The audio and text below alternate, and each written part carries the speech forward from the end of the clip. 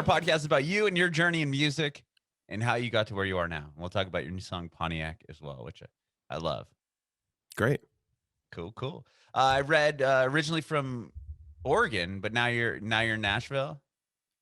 Correct. Yes, I am a sixth generation Oregonian. Oh So, wow, did you play Oregon Trail as a kid? Did I that game? did. I actually did. That was my family. So they came over on covered wagons Really? to settled just outside of Portland.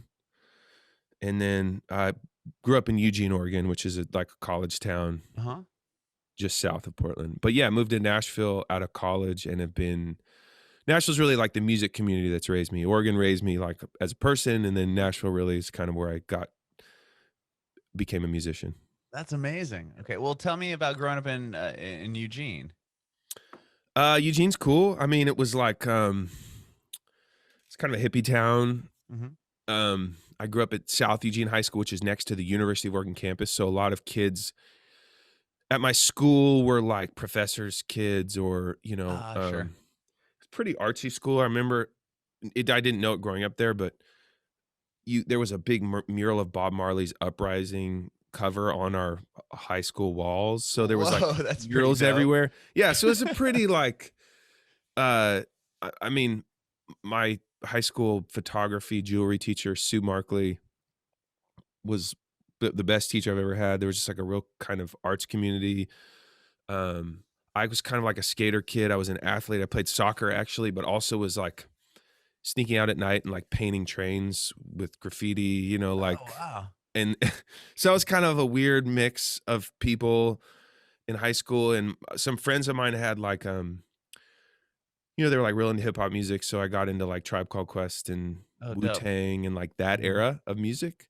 Yeah, my favorite of the hip hop genres. Yeah, like 90s, like 90s hip hop. And then we started like freestyling. We'd like go paint, and I was like really good at it actually, like making up songs. Mhm. I started like writing things, and that kind of got to college, and that was really kind of the beginning of music, was that Oh, kind of okay. So you weren't starting in the playing ba you No, weren't I didn't playing actually. as in high school or prior to that, huh? No music. No music in our family.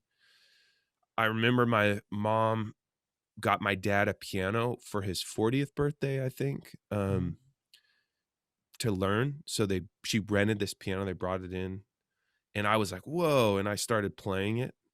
And I remember we had this big open house with like one room, Mhm. and I guess it was really loud and annoying because I came back like the next day and it was gone. No piano. She's Oh, like, "Nope, we're not wow. learning piano. Nobody's learning piano." Oh, wow. Oh my gosh. Because a lot of families, they push their kids into piano. Like, you're gonna learn piano at 5 or whatever it is. Yeah. That's interesting. But Yeah. what about guitar? Not guitar or anything? No, a friend of mine loaned me a guitar in high school. I remember for like a couple months, and I like learned G chord and C chord. Mhm. Um, and but I had that for a couple months. I went to college actually, and my roommate had a guitar, and that was really where I started like sitting and playing chords. But it wasn't till my like kind of halfway through my freshman year of college that I started doing any music, singing at all. Like I didn't grow up singing, Wow. didn't sing in church, didn't like, just nothing, just like That's pretty pretty impressive, actually. I mean, to not start until you're into your freshman year of college and then achieve what you have over the course of the past years. I mean, that's quite incredible. well, I'm 75 years old, so I've had a lot of time since college to get it going. Get it Uh, going. um, yeah, it was odd. Weirdly though, it kind of worked in my favor in that, um, there's this kind of like maybe Berkeley musician person who like can do anything, like Mhm. can play anything, and that's awesome. I respect that more than anything, but I wish I surround myself with those kind of people because they make me look a lot better. But there was something to having just really simple skills, and like Mhm. when I first picked up a guitar, honestly, I started writing music because it was so hard for me to cover people's music. Like I couldn't do it. I couldn't sit down and play what Dave Matthews or John Mayer was doing. It was like, I don't know, man. I'm just gonna Mhm. like play 2 chords, so then I had to, like, tell interesting stories, and I couldn't even really sing, so I kinda had this weird, like I was, like, blending this kid that was in the back of his Volkswagen Squareback freestyling, Right.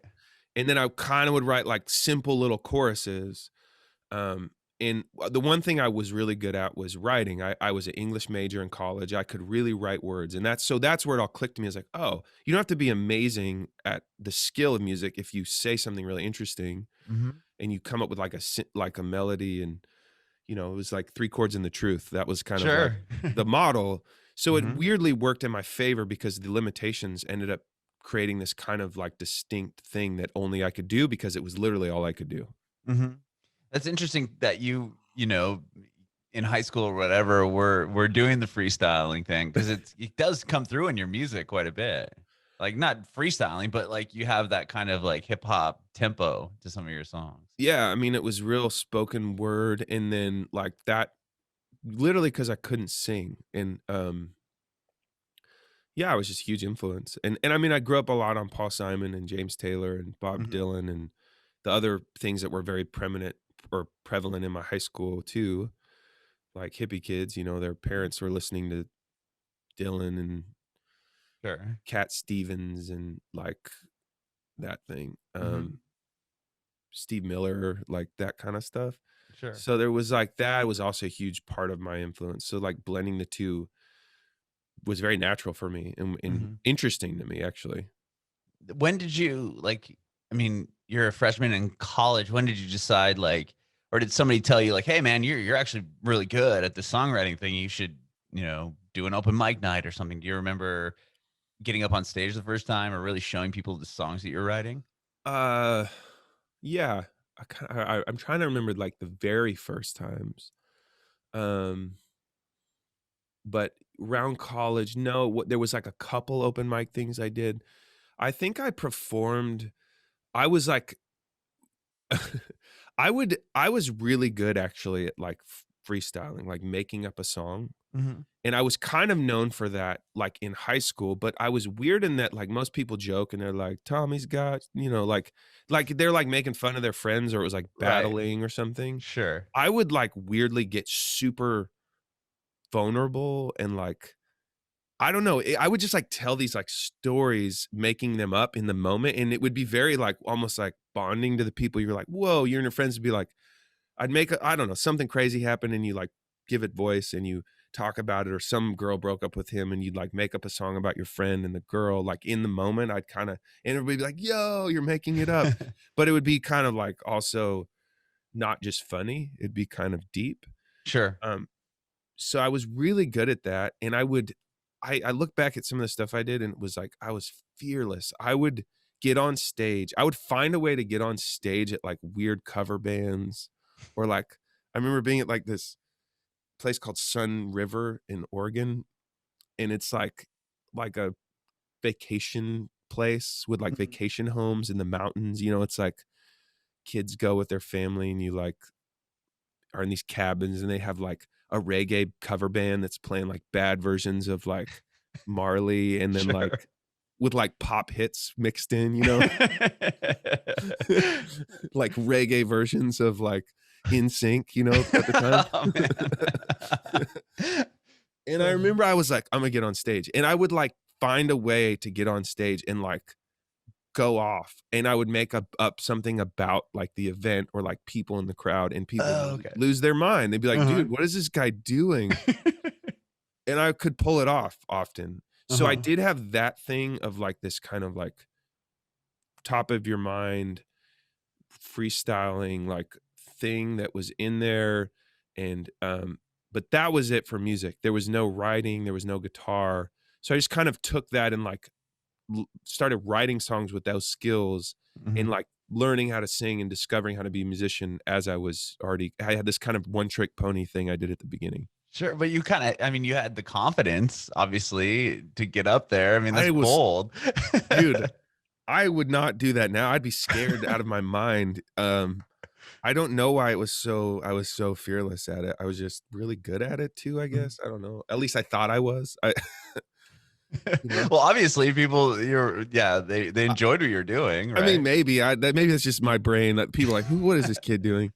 In my mind, yeah, but Well, sorry, go ahead. no, go ahead. I was just gonna say, well, from there, like, you're doing you did some open mic nights in college, or I couldn't remember where you're going with that. That was the original question that I got Hey, off on a tangent in Sun that's all River good. somehow. I did start like, yeah, I would play like weird, that would carry over into like other events, like making stuff up. And then I could kind of like, I learned a couple chords and I wrote a few choruses.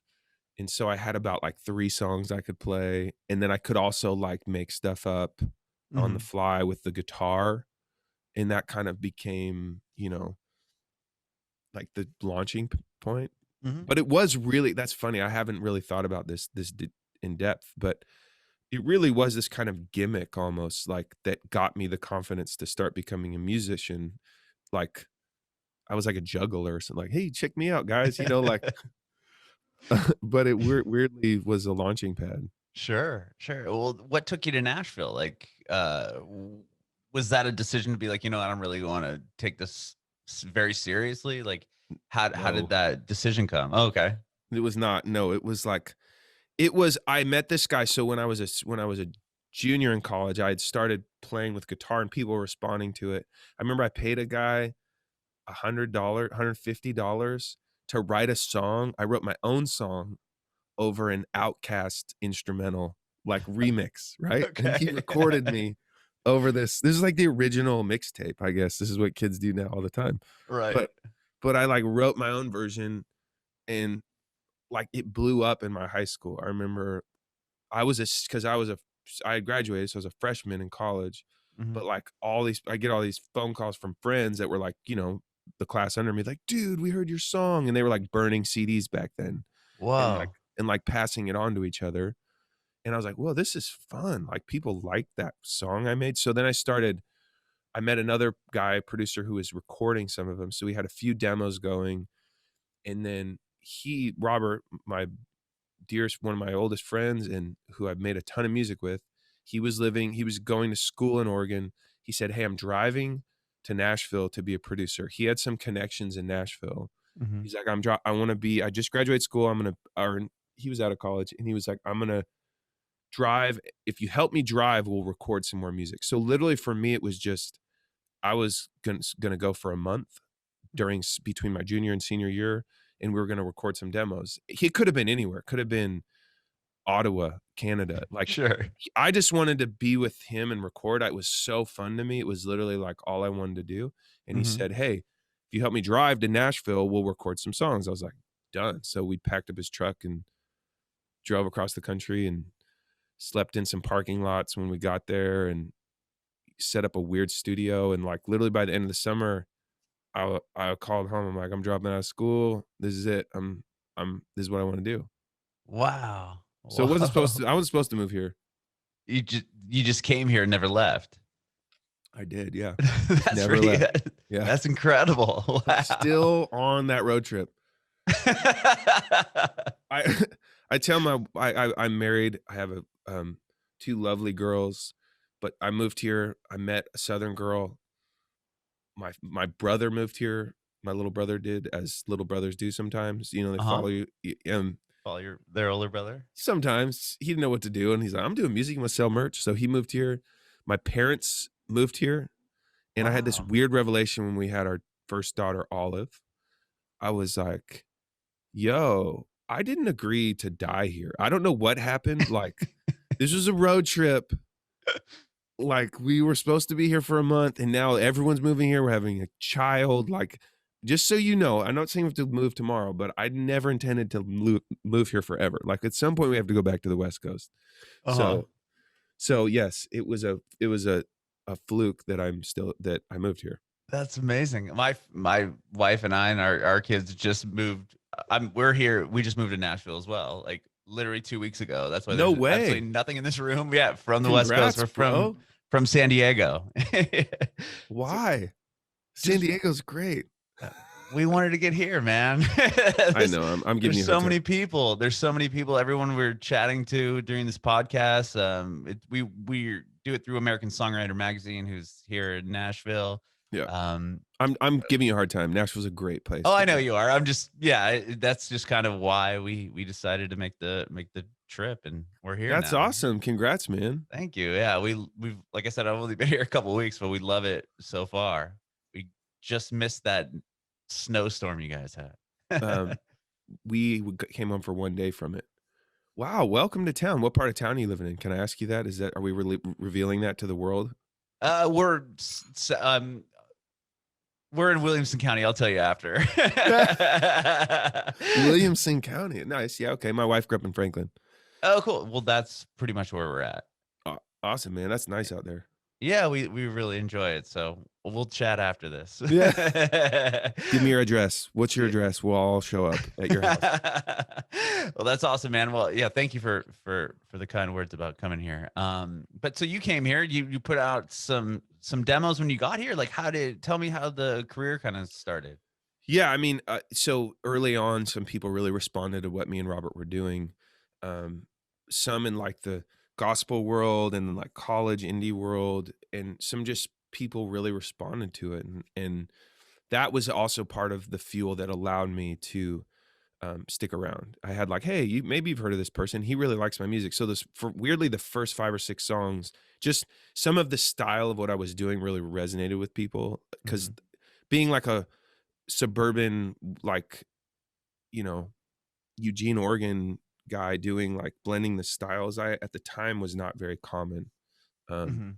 it was like unique, I guess. Sure, sure. And was Bullet the first record you did So here? Bullet, yeah, Or was so I actually weirdly I was paranoid and I just kept turning. I actually got some offers from really small independent labels, Mhm. like in the over the course of the next few years, and I kept saying no to them. I don't know why. I was just paranoid, and um, I finally was like, "What do we need? Like, I guess we just need money to make a record." Back then, it wasn't as like a kid with a laptop you could do anything. Like at least in our brain, it was a lot harder. We still you needed a little more money and investment and time and studio time.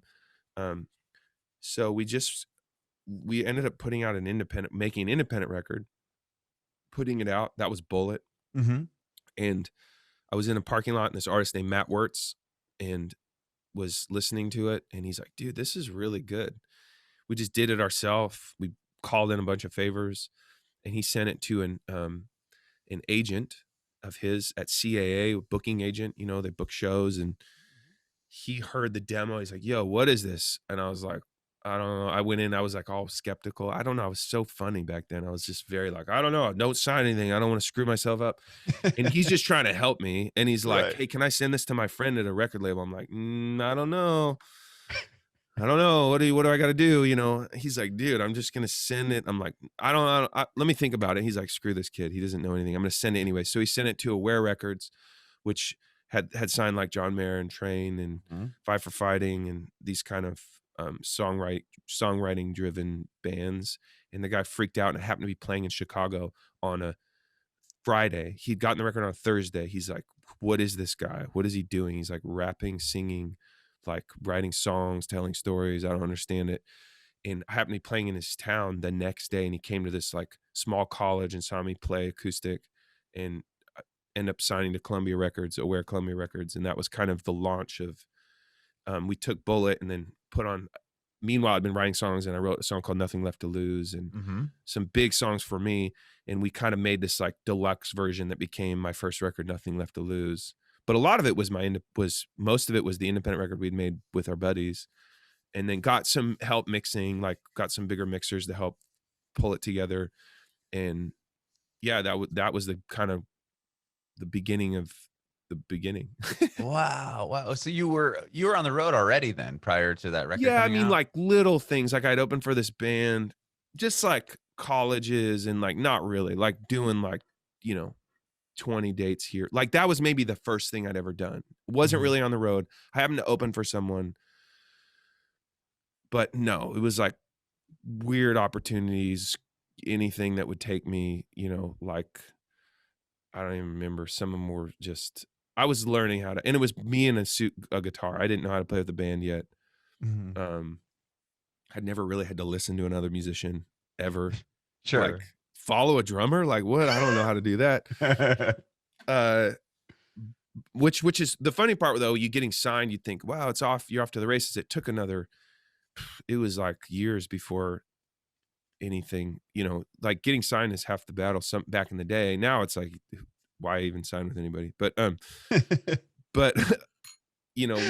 I think when my album came out, it took a year for Nothing Left to Lose. Some station in Tucson happened to play Nothing Left to Lose. It wasn't going to be a single, and it kind of did well in their market in Tucson. Tim Richards, shout out to Tim Richards. He played it, and that kind of randomly, a year later, after my album was out, the song started to chart.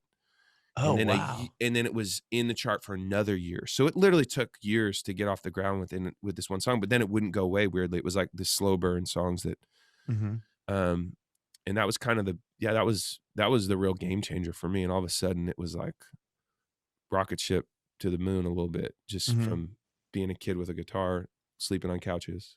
Sure. Like, once the song started to take off, like, what were you booked on big tours at that point? Or, like, what does the label do for you at that? I mean, if it took a year, were they kinda like, "Oh, what did we do here?" And then, and then it took off, or, like, right away, were they, like, putting you on the road to kinda support the record, and then it just took a little bit for the radio station to pick it up? Yeah, I mean, during that time, I'm trying to think. I I did a couple. It was like all over the place. I did a tour with this like Liz Phair, who's like this Oh, total yeah. indie darling, right? Mhm. I opened for her acoustic. I opened for Wow. Glenn Phillips of Toad and the Wet Sprocket. Oh, rad, yeah. I opened for Shane and Shane, who was like this like college, like almost like Christian acoustic thing, Mhm. which Liz Phair to them is hilariously different. Um, she's like talking about her like anyways. Right, right. And then we did a tour, really long tour around. I remember I toured with Mute Math, if you remember that Yeah, band. and yeah. And I was a That's an solo. interesting, Yeah, yeah, dude. It was like, collaboration. just put me with anybody. Like, I'll go open for anybody. And Right. and they weren't a band yet. They didn't have a record yet. So we went out and played. I remember we played Salt Lake City for 12 people. And, we just we were on the road for 3 months with them. So that's all just whatever would take me. But then as the song started going, I remember Train took me out for a couple dates. That was a big Whoa. deal. Oh, yeah. Whoa, that was like in their heyday. Were you And playing, like, massive, audiences at it that was point? like I went to like sheds, like 5 or 6 thousand people.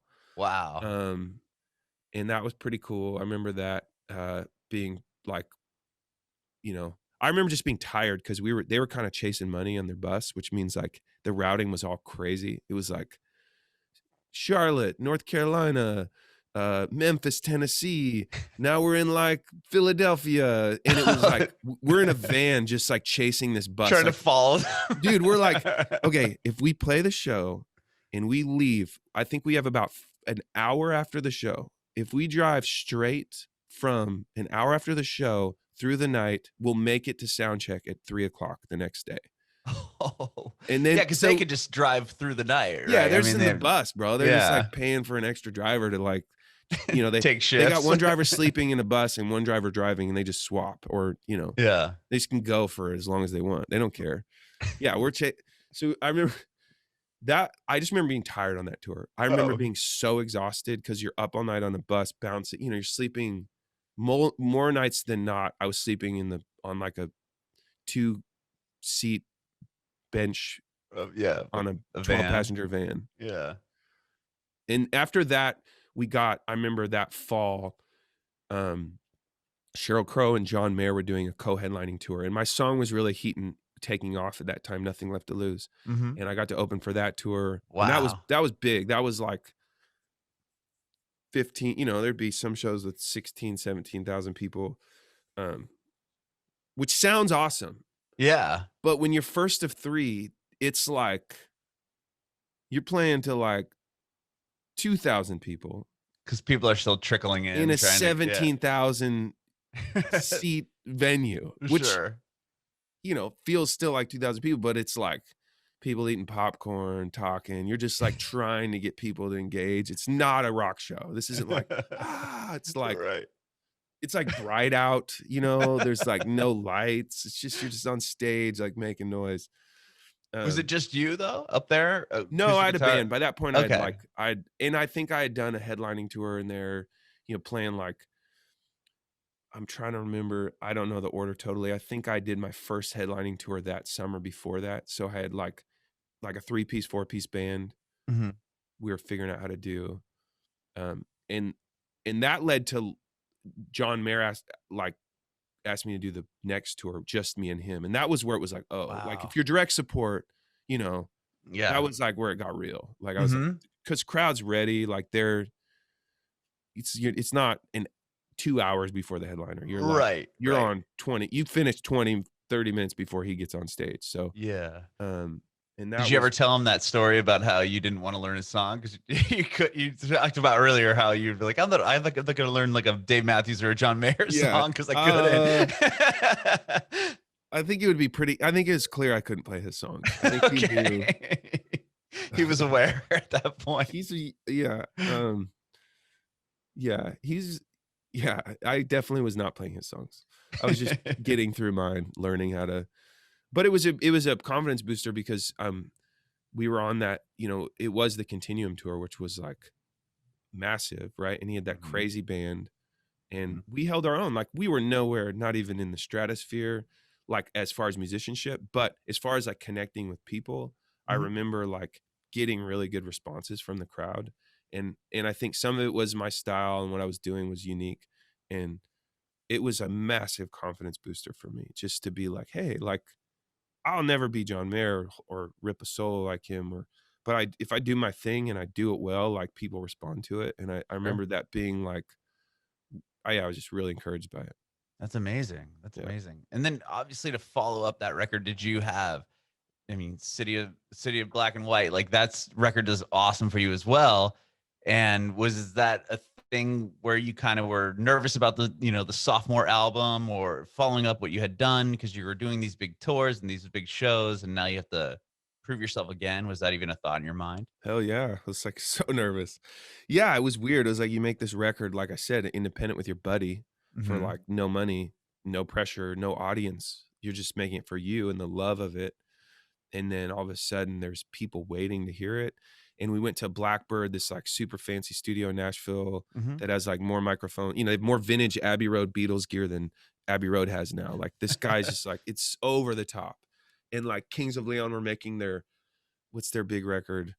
Um, because of the times, you know, the one with like Oh, the yeah, the big, one with their Sex on explosion. Fire and that Yeah, that whole one. thing. Yeah. They were in there and Jack White was there the day like, they left, we started, then Jack White came the day after us.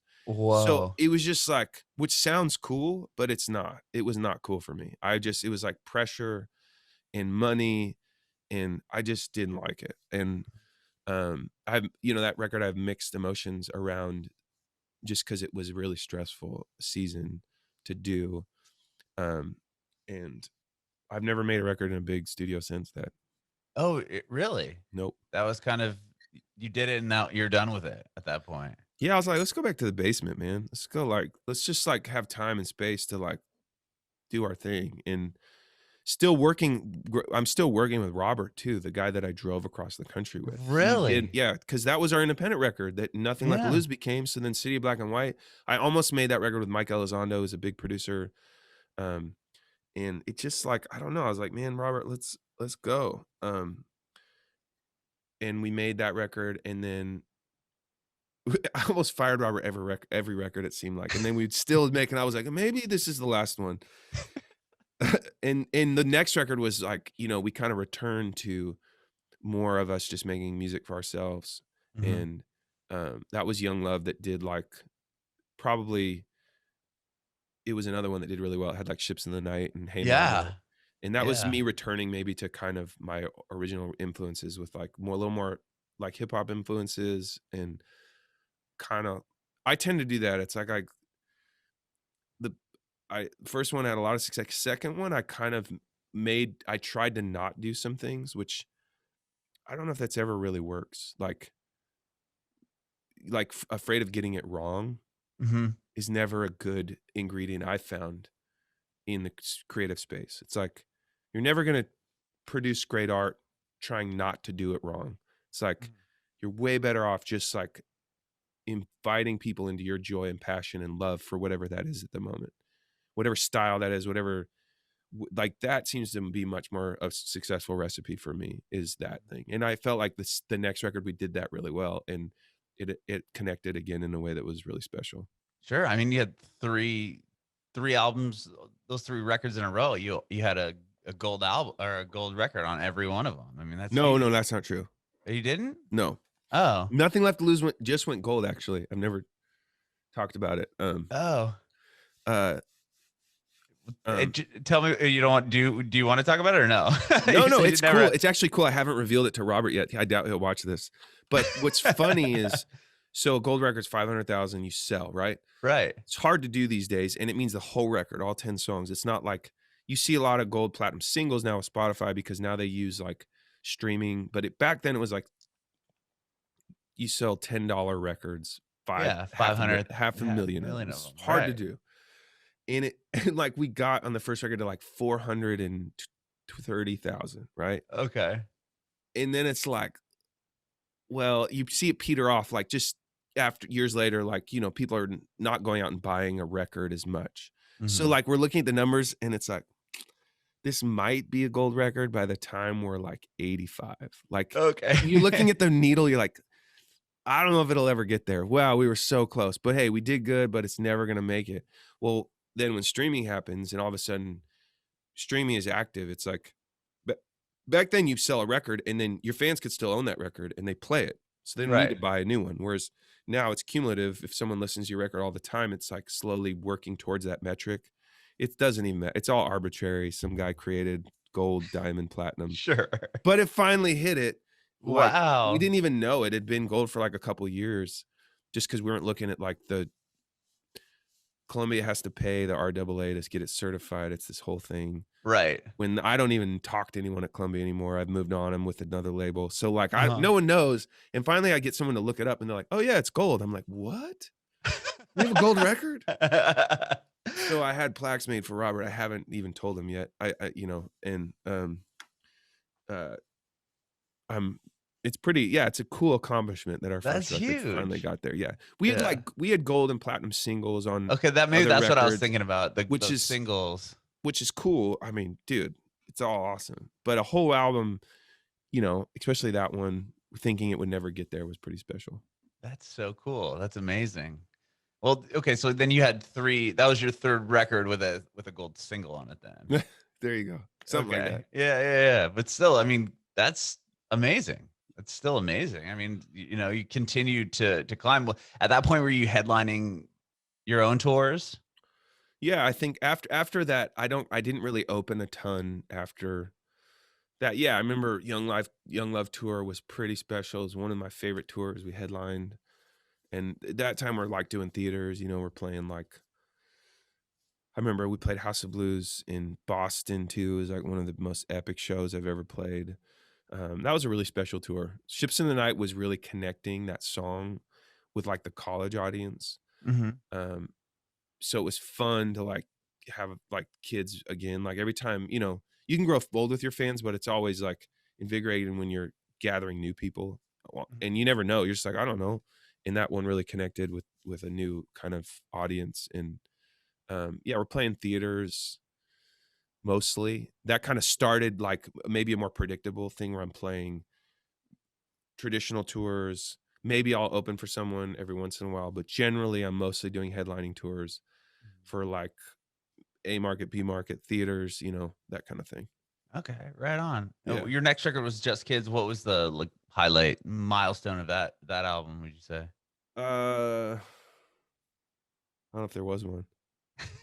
I'm j- um, There had to be something in there. Just Kids was a cool record. It was the first record I did without Robert. Okay. I produced a lot of it myself. Was it different working not with him?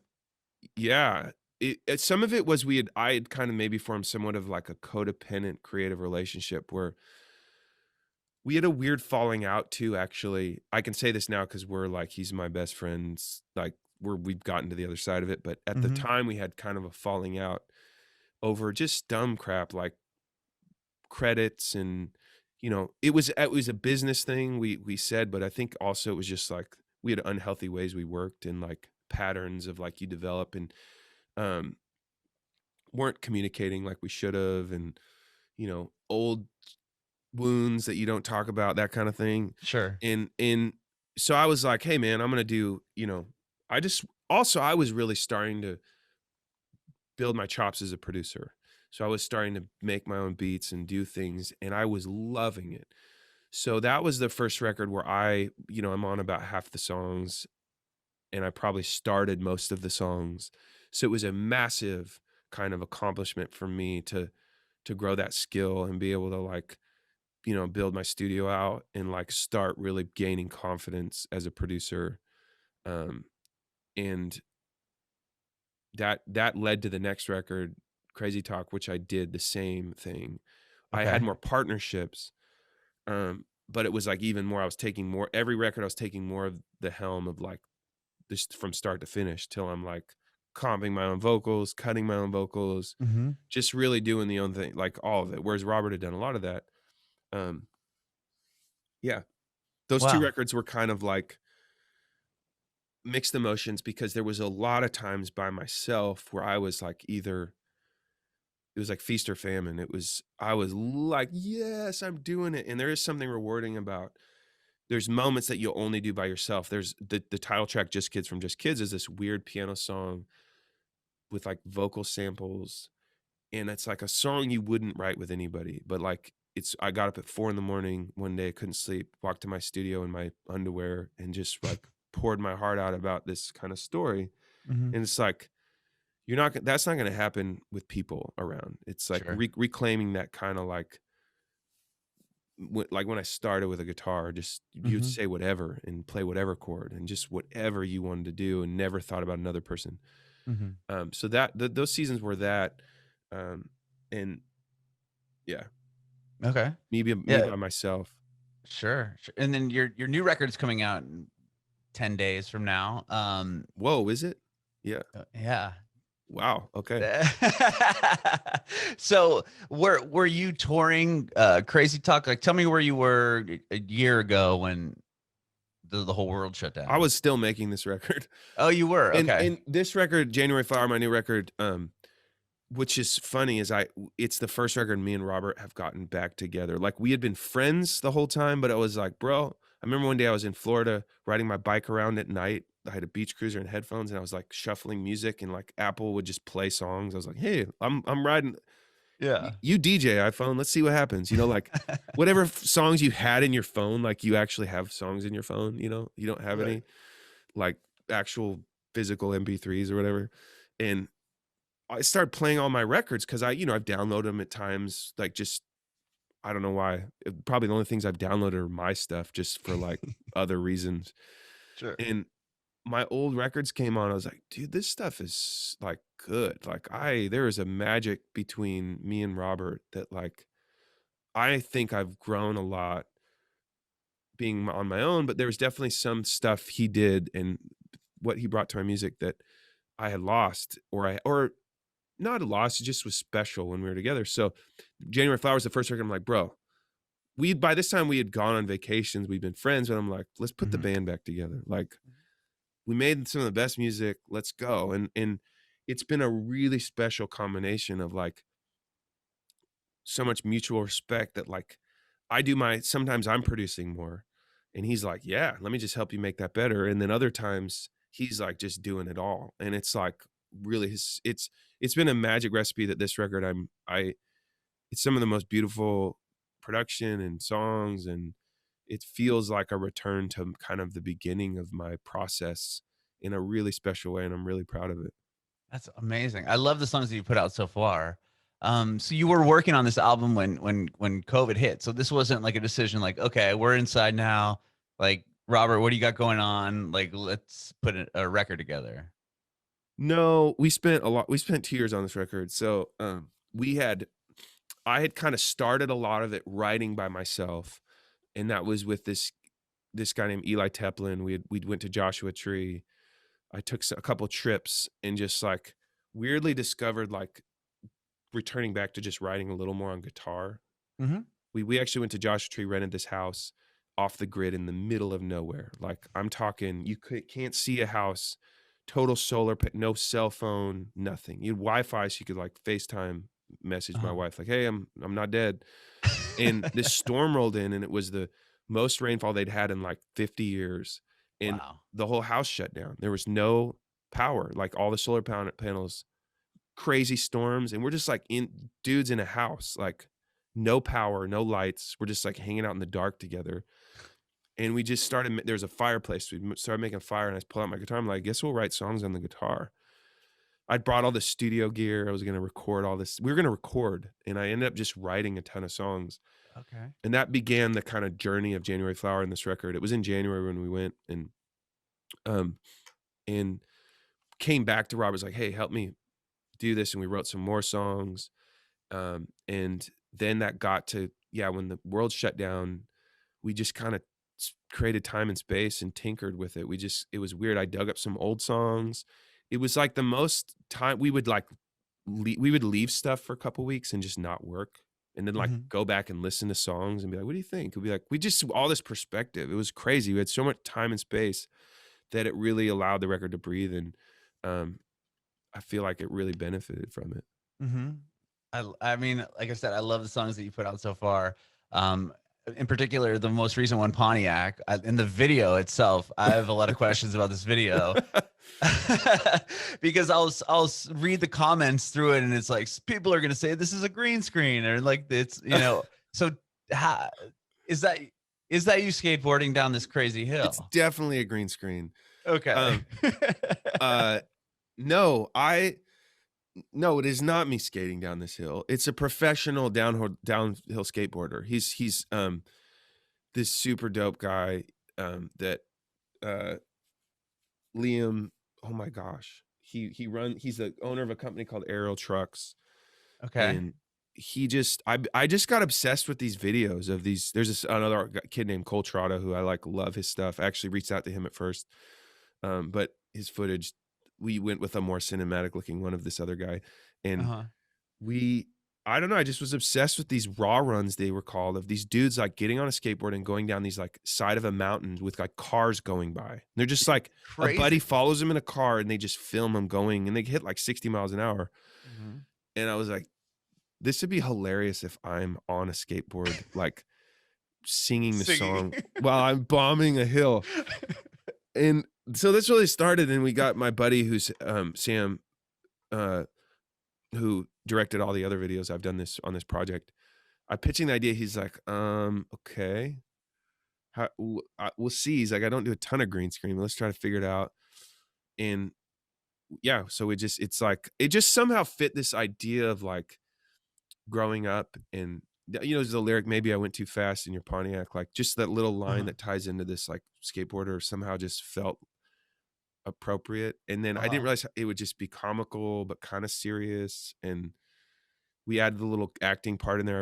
It was like really came together in one day. We just literally put together, but we built it around this run that had already existed. So the downhill Okay. skateboarder, I found that footage and I matched my outfit to him and Oh, acted it okay. out. So that's like, the people are like, wait, did you pay this guy to like, what's happening? And like, I Yeah. found a footage of him, reached out, was like, bro, can I use this for my video? He's like, yeah, man, let's do it. Okay. Okay. Yeah.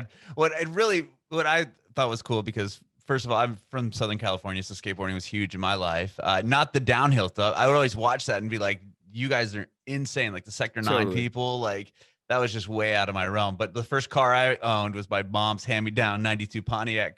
So No I was like, way. yeah. I'm like, this car doesn't even exist anymore. The company doesn't. So how rad is it that he wrote a song about Pontiac?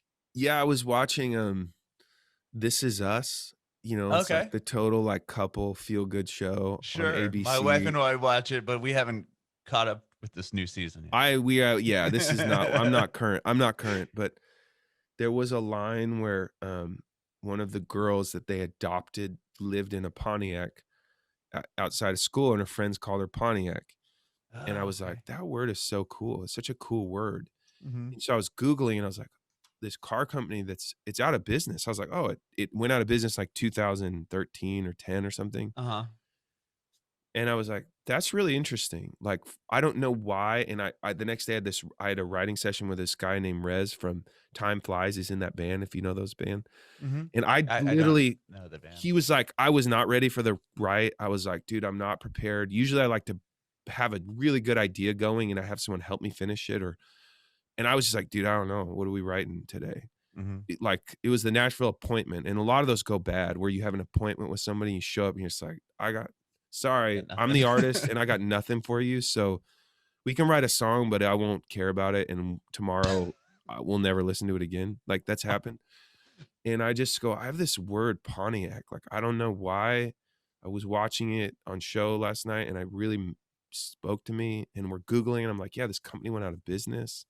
It's like, so interesting. Well, what if we like, what wrote into that, like kind of this era that's over, like, and yeah, so it ended up representing that in the song, kind of about like growing up and Mhm. it's hard and it's nostalgia for another time of your life. And then in COVID, it meant something, took on a whole new, another meaning. And yeah, so it was a really serendipitous kind of way that song came together.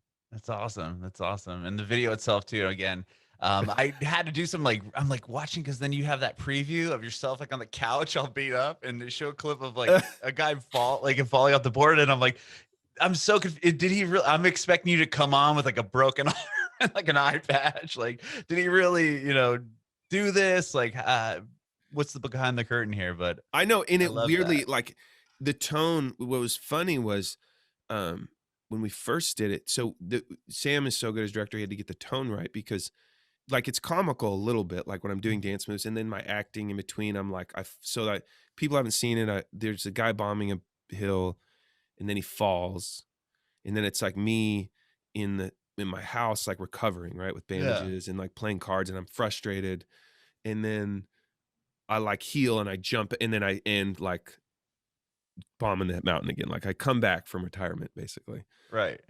And when we first did it, it was like serious a little more, like without those like clips at the top of like, wait, what's happening? Eye patches. Like it was just like, wait, are you really skateboarding? Are you serious about this? Like the tone was confusing. You didn't know how to feel. And then I was like, bro, we need to put some comedy or something like up front. So it's something about a picture of just me with like a huge band-aid over my eye, just staring at you at the beginning is like, oh, okay, I get kind of this is going somewhere ridiculous. Right. Like it sets you up so you're like watching me dance to this like yeah, it ended up working out, but it Right. was a fun journey to get there. It's funny if you read the comments under the one of you on the couch. It's like, "Get well. I hope you recover Yeah. soon," and stuff. I'm like, Well, "Oh man." what what's even funnier is the video before for Can't Look Back is just this song of me cruising around on this bike, like in the fall colors. And it's just really, Mhm. it's kind of like a visual piece. And I was gonna, I do skateboard and I borrowed my niece's skateboard and I was gonna like be skateboarding doing it too. We were gonna skateboard and Okay. then jump on a bike. I didn't totally have it figured out. It was like this afternoon golden hour.